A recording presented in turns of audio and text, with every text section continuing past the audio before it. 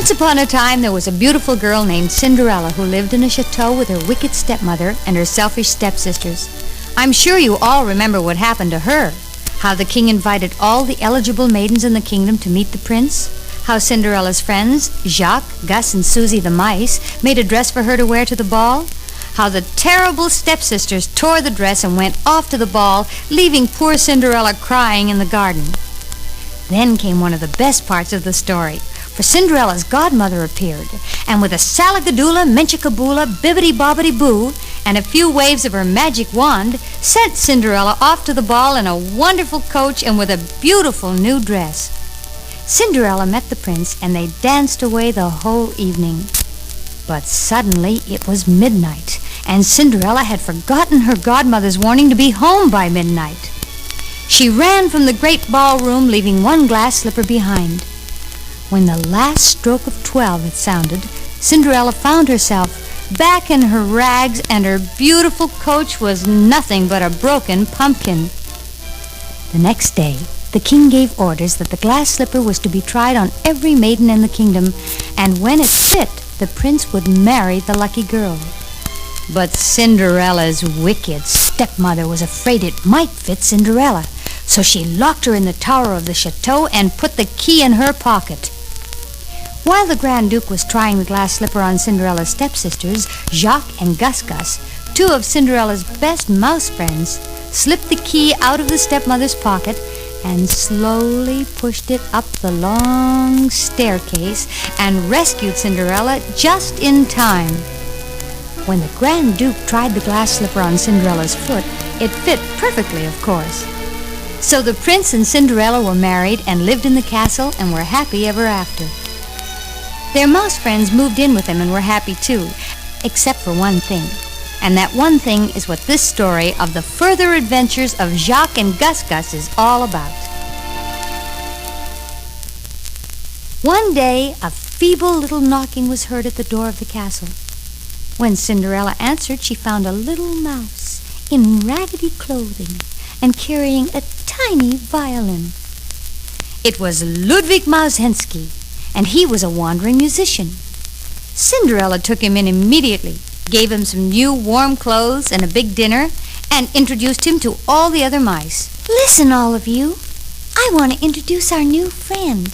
He's Ludwig Maushensky, and a very accomplished musician. I'm appointing him official court conductor of the All-Mouse Symphony Choir and Square Dance Band. You can begin having rehearsals every morning, and Ludwig can give you individual music lessons in the afternoon. How does that sound to you? So the castle was filled with music from morning till night, and everyone was as happy as could be. One day, Ludwig proposed that a square dance be held that night, and so it was arranged. Honor your partners. Honor your corners. Mice to the center, and away we go. 10 little mice under the floor. Ooh, square dancing like never before. Promenade your partner in calico. And the major partner. Step right up and do-si-do. 10 little mice with a whackety-whack. They sashay up and they sashay back.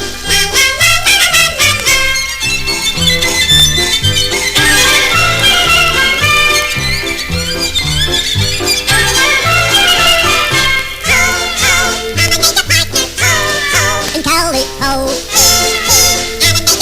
Step right up and do-si-do. 10 little mice with a whackety-whack. Oh, they sashay up and they sashay back. Mice swing out, mice swing in, the other way, and you're back again. And they'll step right up. And the do-si-do. Oh, now hurry up, hurry up, hurry up, hurry up, and don't be slow.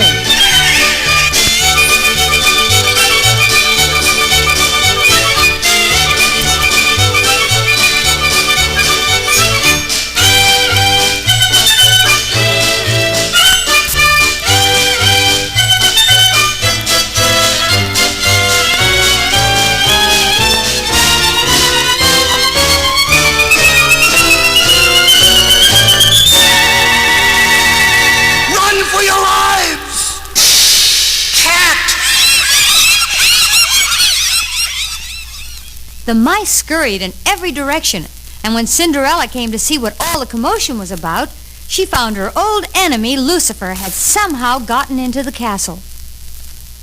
Lucifer, what are you doing here? You don't mean it.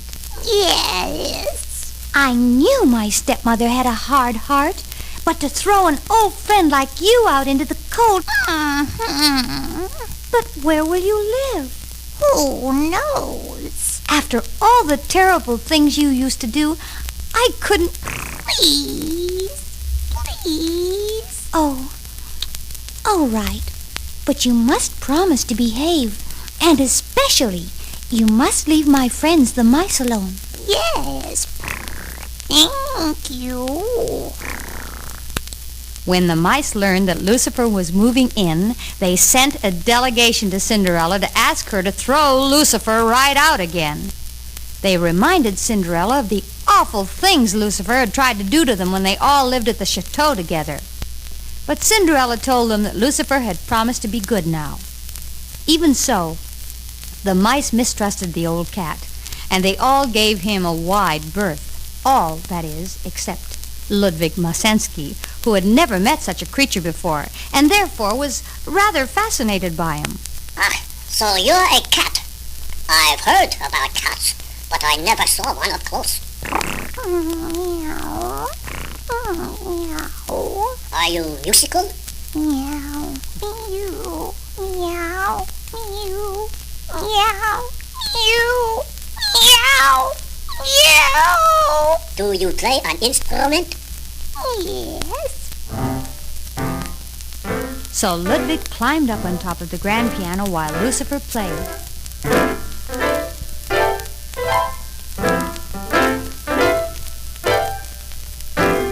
You're out of tempo.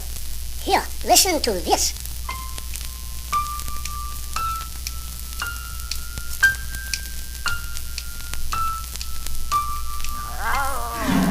Ouch!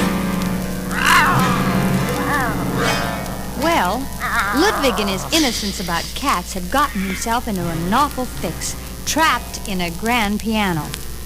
True, because of the strings, Lucifer couldn't quite get at him. But also because Lucifer was patrolling the grand piano, his long tail swishing furiously, Ludwig couldn't get out. He probably would have been there yet had not Jacques and Gus Gus discovered his predicament, and by playing mouse and cat with Lucifer and hallooing him right and left created enough confusion for Ludwig to slip out and run safely to the mouse hole. That was a close one. Why didn't somebody tell me about that cat? We tried to. But you wouldn't listen. You thought you were so smart. Piano player? I never heard so many clinkers in my life. Never mind that. What we have to do is have a meeting to decide what to do about Lucifer.